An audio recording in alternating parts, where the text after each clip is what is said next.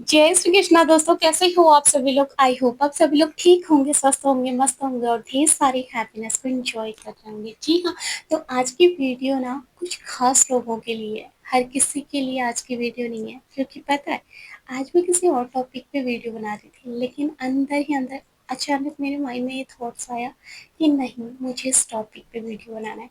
पता नहीं क्यों, लेकिन मैंने कहा चलो आज इसी टॉपिक के ऊपर वीडियो बनाते हैं। तो इसका मतलब पता है, मुझे ऐसा लग रहा है कि कान्हा जी ना आपको कुछ मैसेज देना चाहते हैं। आज का टॉपिक कुछ खास है, हर किसी के लिए नहीं है, क्योंकि ये टॉपिक में ना मैं आपको कुछ खास चीज़ें अपनी पर्सनल लाइफ के अनुभव भी बताऊंगी और आपके एक्सपीरियंस भी आप कमेंट में ज़रूर लिखना। जी हाँ, देखो, क्या कभी आपने अपनी लाइफ में ऐसा फील किया है कि आप चुने गए हो। आपकी ज़िंदगी ना और लोगों से बिल्कुल हट के, आपकी सोच, आपकी थिंकिंग, आपको ऐसा लगता है कि कहीं न कहीं आप इस समाज में, लोगों में मैच नहीं करते। आपके थॉट्स ना सबसे बिल्कुल अलग हैं। क्या आपने अपनी लाइफ में कभी ऐसा महसूस किया है? क्या आपको ऐसा फ़ील होता है कि आप बिल्कुल हट के हो? आपकी सोच, आपकी थिंकिंग और लोगों से बिल्कुल हट के है।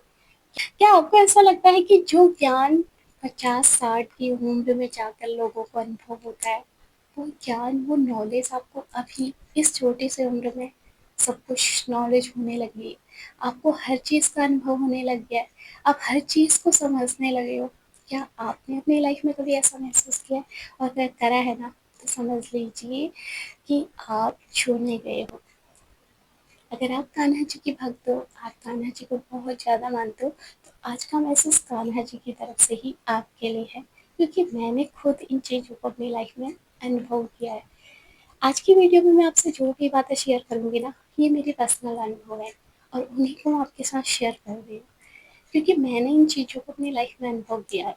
पता है, हम अगर किसी की भक्ति करते हैं ना, अगर हमारी आस्था किसी इष्ट देवी देवता पर बहुत ज़्यादा होती है, उनकी सेवा करते हैं, पूजा अर्चना करते हैं ना, तो पता है कहीं ना आपने उन्हें नहीं चुना है, उन्होंने आपको चुना है। अगर आप कान्हा जी की सेवा करते हो, आप उनकी भक्ति करते हो, तो इसका मतलब ये नहीं कि आपने उन्हें चुना है। उन्होंने आपको अपनी सेवा के लिए चुना है। आप चुने गए हो और कहीं न कहीं वो आपकी लाइफ में आपको बहुत कुछ अच्छा भी देंगे। पता है मेरी लाइफ में कान्हा जी कैसे आए थे? मैं कान्हा जी की सेवा करती हूँ और पता है, क्योंकि पता है, मैं पहले तो जानती भी नहीं थी कि कान्हा जी की भी सेवा होती है, लड्डू गोपाल जी की सेवा होती है। मुझे इस चीज़ के बारे में कभी नॉलेज नहीं थी और ना ही मैंने कभी सोचा था कि मैं उनकी सेवा करूँगी। लेकिन पता है, अचानक ना कुछ दिनों से ना मैं सपनों में ना रोज लड्डू गोपाल जी के सपने देखती थी। कभी उनको स्नान कराते हुए, कभी उनको खाना खिलाते हुए, कभी उनको कपड़े पहनाते हुए। मतलब मैं डेली अपनी लाइफ में ना कम से कम 4-5 दिन मैंने डेली अपनी रात को ना लड्डू गोपाल जी के सपने देखती थी।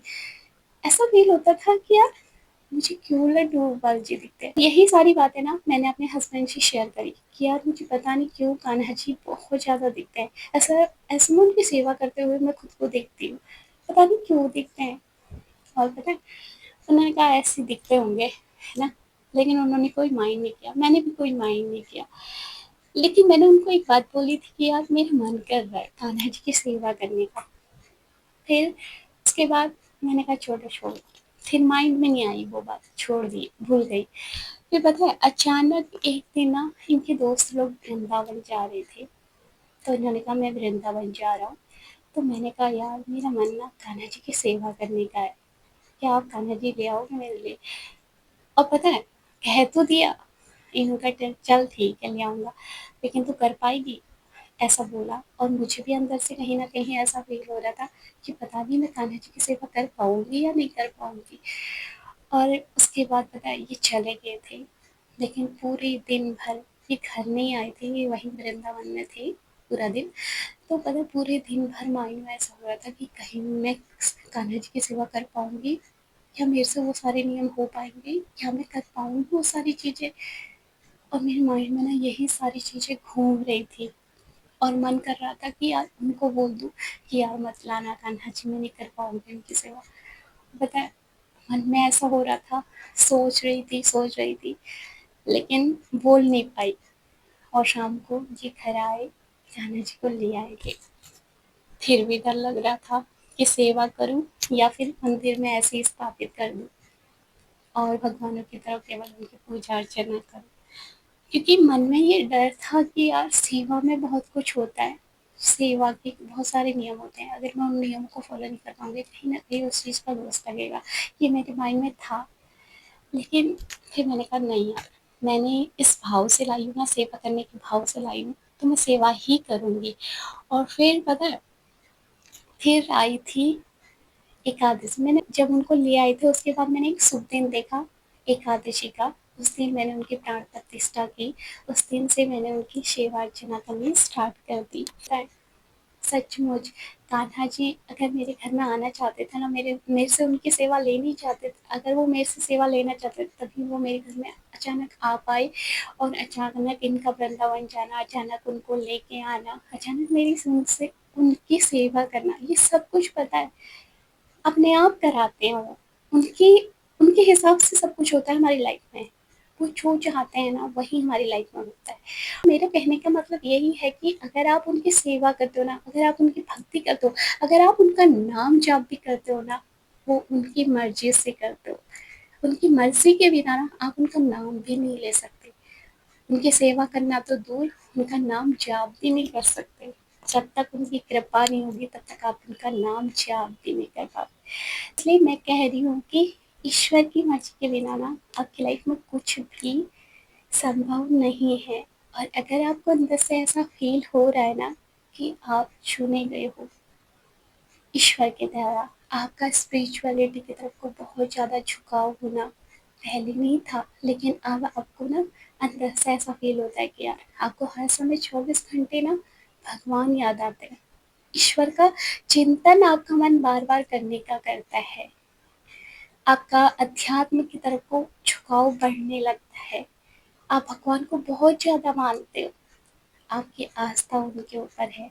आपको ऐसा फ़ील होता है कि आपके साथ हमेशा ईश्वर खड़े हैं, भले ही कोई खड़ा हो ना आपके आस-पास, आपकी हेल्प करने के लिए, आपको सपोर्ट करने के लिए, देने के लिए, कहीं पर आपको डाउट्स है, कन्फ्यूज़न है, क्या करूँ कुछ समझ में नहीं आ रहा, तो जब आप अपने इष्ट का नाम लेते हो ना, जिन भी देवी-देवता को आप मानते हो, उनको याद करते हो, दिल से याद करते हो, तो कहीं न कहीं आपकी इंट्यूशन आपको अंदर से ही गाइड कर लेती है कि आपके लिए क्या सही है और आपके लिए क्या गलत है। तो आपको मतलब कहीं न कहीं ना ये चीज़ें अनुभव होती हैं कि आप अपनी लाइफ में अकेले नहीं हो। उनका आशीर्वाद आपके ऊपर है, आप चुने गए हो। उनकी मदद आपको हर समय मिलती है। हर समय वो आपको गाइड करते आते हैं। भले ही वो आपको दिखते नहीं ना, लेकिन आपको ऐसा महसूस होता है कि वो हमेशा मेरे आस-पास है, वो आपको गाइड करते हैं, आप ईश्वर द्वारा चुने गए हो, आपको अपनी ज़िंदगी में बहुत कुछ अच्छा करना है। क्योंकि पता है, जब आपकी स्पिरिचुअल अवेकनिंग होने लगती है ना, आप बिल्कुल चेंज हो जाते हो। आपका जो पुराना फ़ॉर्म होता है ना, जैसा आप पहले थे, इनोसेंट से, मासूम से, सीधे-साधे से, हर किसी की बात मान जाते थे, वो सारी चीज़ें आप पीछे छोड़ देते हो। क्योंकि जब ईश्वर की कृपा होती है ना, जब आप छूने जाते हो ना, आपके अंदर बहुत ज़्यादा आपकी इंट्यूशन पावर ना बहुत ज़्यादा एक्टिव हो जाती है। आप अपनी लाइफ में ना सही और गलत को पहचानने लगते हो। आपकी इंट्यूशन आपको हमेशा गाइड करती है। जब जब आपको प्रॉब्लमों का सामना करना पड़ता है, जब जब आपको कुछ समझ में नहीं आता ना, आपकी इंट्यूशन आपको अंदर से गाइड करती है कि आपके लिए क्या सही है और क्या गलत है। और कहीं न कहीं पता है, आपके अंदर बहुत ज़्यादा आत्मविश्वास आ जाता है। आप नाम जाप करना स्टार्ट कर देते हो अपनी लाइफ में, आपको नाम जाप करके ना बहुत ज़्यादा शांति मिलती है। तो अगर आपकी लाइफ में ये सब कुछ चीज़ें हो रही है, आपको ऐसा फ़ील हो रहा है, तो कहीं न कहीं पता है ईश्वर द्वारा आप चुने गए हो। आप अपनी लाइफ में अकेले नहीं हो। ईश्वर ने आपको चुना है और आपको अपनी लाइफ में बहुत कुछ अच्छा करना है। तो अपनी लाइफ में ना हमेशा खुश रहिए, हैप्पी रहिए, अच्छा सोचिए, पॉजिटिव सोचिए, हमेशा अच्छी चीज़ों को अपनी तरफ अट्रैक्ट करें और यूनिवर्स का हमेशा अपनी लाइफ में धन्यवाद करें ताकि आप अपनी ज़िंदगी में और अच्छी-अच्छी चीज़ों को अट्रैक्ट कर सकें। जी हाँ, तो यही थी मेरी कुछ बातें जो मैं आपके साथ शेयर करना चाहती थी। आपको वीडियो कैसी लगी? कमेंट करके ज़रूर बता देना। मैं मिलती हूँ आपको नेक्स्ट वीडियो में, तब तक के लिए जय श्री कृष्ण, राधे राधे।